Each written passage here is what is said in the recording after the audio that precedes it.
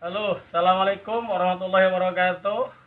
Ketemu lagi tentunya dengan saya di channel Agus Rohendi, channel orang desa yang khusus membahas gaharu budidaya, inovasi kreasi di gaharu-gaharu budidaya.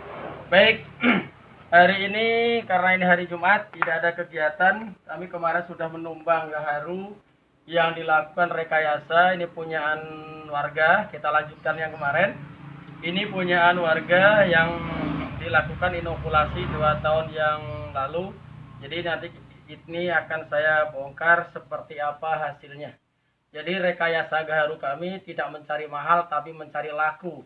Tapi luar biasa, setidaknya hasil-hasil yang seperti ini, hasil rekayasa ini masuk ke chip dan harga lumayan tinggi walaupun tidak setinggi yang ada di alam. Kita sudah kemarin nobang 1, ini part yang kedua ya. Kemarin part pertama penumbangan, part yang kedua ini adalah pembersihan. Kita bersihkan.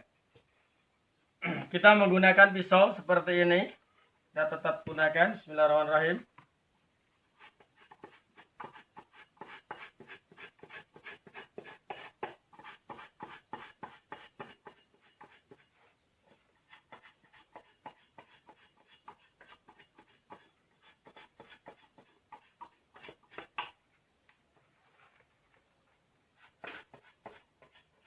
Ini satu batang ini ada 2 kelas, yaitu kelas medang, yang kedua adalah kelas gubal. Ini bagus ini. Dan ini hasilnya ini nanti akan saya kirim ke Jakarta dan akan lanjut dikirim ke Qatar. Karena beliau yang punya ini, Pak Hartono ini ada bisnis yang ke Qatar, jadi hasilnya ini akan dibawa ke sana. Mudah-mudahan di sana nanti hasilnya bagus, keren, mantap.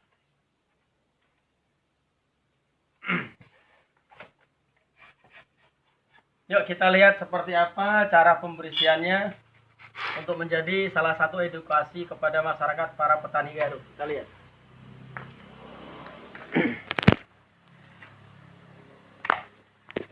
Inilah yang sudah dibersihkan.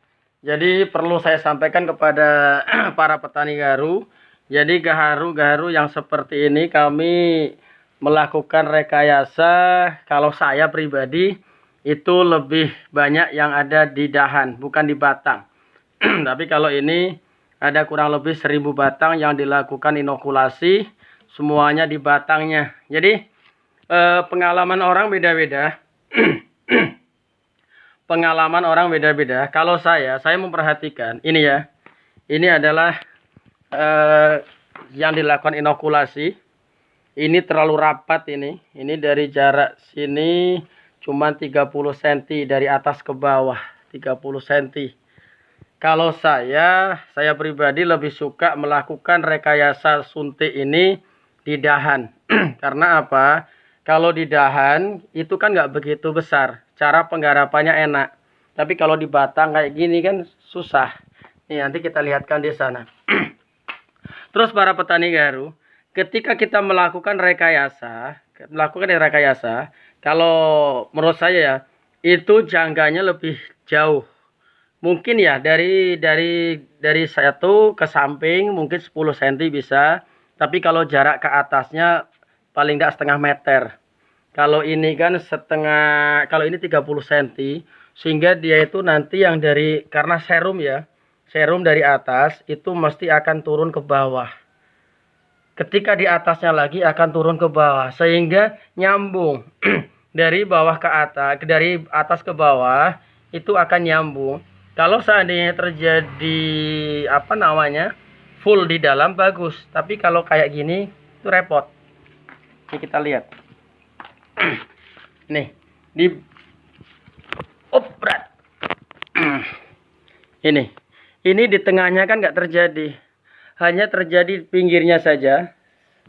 Ini sesuai dengan ini di pinggirnya. Dan ini cara penggarapannya kan lebih rumit karena banyak yang harus kita buang dan banyak yang tenaga yang harus kita ekstra hanya mengambil yang kecil saja. Kecuali kalau bulat total, iyalah seperti itu. Seperti ini kan. Ini kan pecah dari sini nembus ke sini. Nembus ke sini karena apa? Hanya 30 cm. Dengan 30 cm ini dia jadinya bagus, tapi nanti kita lihat penggarapannya susah. Nanti saya sampaikan di situ. Terus para pemirsa, ketika melakukan inokulasi harus sering-sering kita cek. Ini inokulasi 2 tahun. Inokulasi 2 tahun ini sebenarnya jadi. Tapi karena karakter gaharu itu kuat, kayu gaharu itu bukan kuat kayunya. Kalau kayunya lunak, kayak gini ya. Kayunya itu lunak, lembut. Tetapi dia itu kambiumnya kuat dan dia pertahanan hidupnya kuat. Jangankan dibor, dibakar saja dia tahan dia. Tahan dia. Dia selalu akan melawan ketika ada kerusakan di dalam batangnya. Sehingga apa? Akan terjadi nggak maksimal seperti ini. Ini dilakukan rekayasa. Ini jadi sebenarnya. Ini jadi. Ini kayu. Ketika dia sudah lama, makanya kalau sudah saatnya panen harus dipanen. Ini ketika nggak dipanen, ini akan tumbuh kayu yang kedua. Ini pertahanan. Sehingga apa? Sebenarnya kan gubalnya sudah ada. Sudah ada.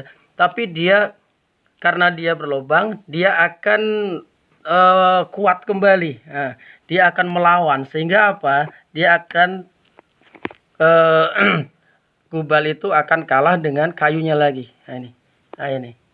Ini kan beda. Ini kayu awal. Ini kayu yang tumbuh selanjutnya. Jadi ketika ada sesuatu yang rusak di dalam pohon gaharu, dia kayunya akan melawan betul karena kambium terlalu tinggi seperti ini. Kita lihat yang di sini. Contoh.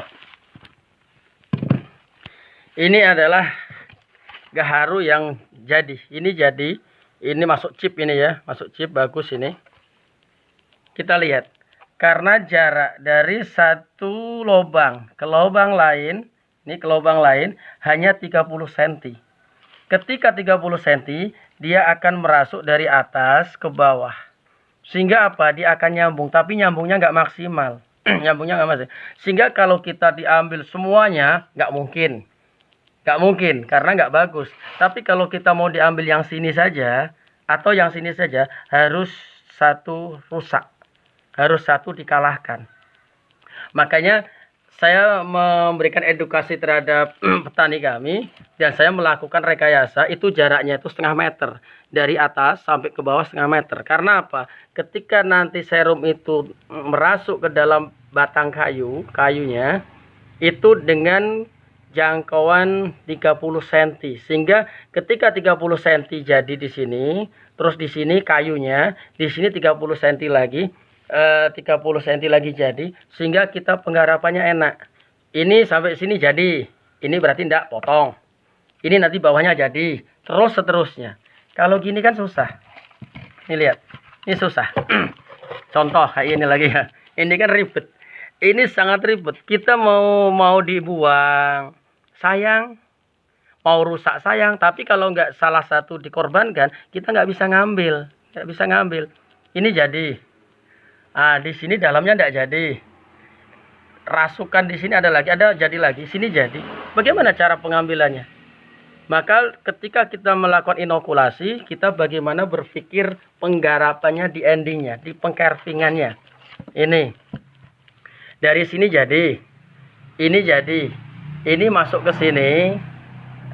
Kalau seandainya di sini dipotong di sini, ini nggak jadi. Ini enak. Tapi kalau ini nyambung. Dan ini nyambungnya kecil, nyambung kecil, ini ada lagi. Kalau mau kita bablaskan, kita nggak mungkin, susah. Kalau mau kita dipotong yang sini, korban salah satu. Atau potong yang sini, korban salah satu. Tapi kalau full semuanya, kalau di tengah bagus, kalau di pinggir nggak bagus. Harga akan turun karena apa? Desainnya nggak bagus. Jadi kalau sini diambil, di sini ambil bagus satu, nanti jarak 0,5 meter. Sini satu lagi bagus. Nih, seandainya 0,5 meter ya, seandainya 0,5 meter. Ini diambil. Jadi, ini diambil. Jadi, mudah. Cara penggarapannya mudah, tidak ada yang terbuang tersia-sia. Kalau ini tersia-sia. Para pemirsa, inilah yang namanya gaharu. Jadi gaharu itu saya sering menyampaikan isi, dan isi. Jadi isi gaharu itu kalau di alam itu ada medang dan gubal. Medang itu warnanya coklat, padat, wangi. Kalau gubal hitam, pekat, padat, wangi. Itu yang secara alam. Tapi kita banyak melakukan rekayasa dengan berbagai macam rekayasa dan inovasi sehingga bukan hanya menghasilkan gubal dan medang, tapi bisa kita lakukan rekayasa oles dengan nantinya kita mendapatkan produk lempeng, produk kulit tebal, produk yang lain itu. Jadi tidak terpaku pada gubal dan medang saja. Seperti ini. Ini bagus sebenarnya, bagus. Ini bagus. Terus ini rada panas di situ. Ketika gaharu sudah dilakukan rekayasa, kita harus sering mengecek. Karena kayu gaharu itu sudah saya sampaikan tadi, kuat dia, kuat perlawanannya. Sehingga ketika ini dilakukan inokulasi, ini bagus. Ini jadi ceper nanti. Kalau seandainya hanya diambil sininya, kelas ceper. Tapi kalau lanjut, panjang, dia akan menjadikan chip. Tapi ini rusak. Rusaknya bagaimana? Ketika gaharu itu dilakukan rekayasa, ini sudah lebih dari 2 tahun, ini akan timbul lagi. Ini kan inokulasi. Ini sebenarnya jadi, ini jadi sampai ke sini, ini jadi. Ini jadi ke sini. Tapi karena dia lebih kuat dan dia lama, karena ini nggak dicek, sehingga dia akan tumbuh kayu di dalamnya. Inilah kelemahan inokulasi. Jadi inokulasi itu kelemahannya adalah ketika tidak nggak dicek, dia akan itu akan tumbuh kayu baru lagi. Bagaimana yang di alam? Sama sebenarnya. Kenapa di alam itu terjadi bagus? Karena dia ada lubang semut. Karena lubang semut masuk di dalam, sebenarnya kayunya itu akan melawan dari lubang itu akan menutup karena ada semut di dalam. Dia bersarang di dalam sehingga kayunya itu akan kalah. Ketika dia mau melawan, kalah karena di dalamnya ada mikroba, ada makhluk yang bersarang di dalam sehingga dia akan tidak kalah, dia kalah terhadap makhluk yang di dalam sehingga dia akan menjadikan yang bagus. Tapi kalau inokulasi akan tumbuh kayu yang baru. Dan ketika penggarapan, saya sampaikan kembali, para pemirsa, para petani gaharu atau para budidaya gaharu, kalau mau melakukan rekayasa inokulasi, saran saya, jangan di batang pokoknya. Lakukan saja yang ada di dahan-dahan. Di dahan yang kecil-kecil, di dahan, seperti inilah ini kan, dahan yang di atas sudah saya potong. Seandainya kita melakukan inokulasi, kita berpikir penggarapannya. Mikir penggarapannya dan endingnya, pengcarvingannya susah atau tidak. Kayak gini kan sayang, dia jadi bagus, banyak jadi bagus, tapi nanti banyak yang terbuang. Karena apa? Susah pengcarvingannya. Kayak gini. Dari sini jadi, dari atas jadi, samping jadi, tengahnya tertutup. Di atas jadi, tengahnya tertutup. Kan repot. Sayang ini. Kalau kita mau mempertahankan yang ini, kita harus membuang yang sini. Kalau kita mau mempertahankan yang ini yang hitam kecil-kecil akan kita kalahkan, kita buang. Kalau kita mau menggarap yang sini sama aja akan terbuang. Tapi kalau di dahan enak. Karena apa? Kayunya kecil. Kalau ini kan besar sehingga kita susah. Jadi untuk perekayasa para petani gaharu inokulasi, kita berpikir bagaimana cara pengcarvingannya. Endingnya seperti apa, seperti itu. Itulah pengalaman yang saya sampaikan. Nah ini ada gubalnya bagus ini kita lihat. Ini sebenarnya gubal ini full dari sini. Nah ini ya, dari sini ini full sampai ke sini. Sebenarnya bagus, tapi karena dia itu tidak ada makhluk di dalamnya dan dia telat, maka dia tumbuh kayunya lagi, tumbuh kayunya kan, sehingga kita bagaimana untuk mengambil yang ini? Paling enggak kita ambil yang di tengah, ya kalau bisa, kalau enggak kita korbankan yang sebelah. Kalau seandainya diambil nanti pakai pisau yang paling kecil. Jadi makanya pisaunya itu kalau untuk membongkar seperti ini pertama kita kupas pakai parang. Setelah itu kita menggunakan pisau. Pisaunya seperti ini. Ini U di sini bukan F. Kalau pisau deres karet itu F. Ini untuk mengambil yang besarnya. Endingnya nanti kita menggunakan pisau yang kecil.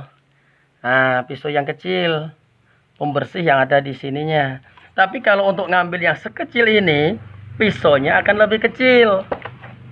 Terbuat dari jari-jari payung. Kalau ini hanya jari-jari motor. Nah, nanti kalau yang kecil ini pakai jari-jari payung. Kita lihat, ini gubal bagus ini. Ini percampuran, ada yang inokulasi, ada yang tumbuh secara alami. Ini inokulasinya, ini kan? Ini inokulasi, ini gubal. Ini gubal yang hitam pekat ini. Ini hitam pekat, kecil-kecil. Jadi ada di dalam batang. Tapi kalau saya lebih senang kepada yang ada di dahan. Satu penggarapannya. Yang kedua kualitas gaharunya itu kalau yang ada di batang sama di dahan. Itu menurut saya yang sudah saya lakukan itu lebih bagus yang ada di dahan. Tapi cerita orang beda-beda. Pengalaman orang beda-beda. Seperti ini. Ini gaharu Acularia melekensis. Acularia melekensis itu isinya itu adalah gubal dan medang yang ada di dalam. Tapi kalau gaharu jenis ramin, ya kayak gini, kayu kayak gini udah hitam dia, dia mainnya main gelondongan. Jadi beda antara yang melekensis yang sama Acularia, Acularia melekensis sama yang apa namanya, yang ramin beda. Nah, ini ketika dilakukan rekayasa, pinggirnya jadi, tapi tengahnya berlobang. Ini kemarin tak potong karena dia tertutup, tak ambil. Di dalamnya ini baru ini nanti akan terjadi silet. Kita lihat.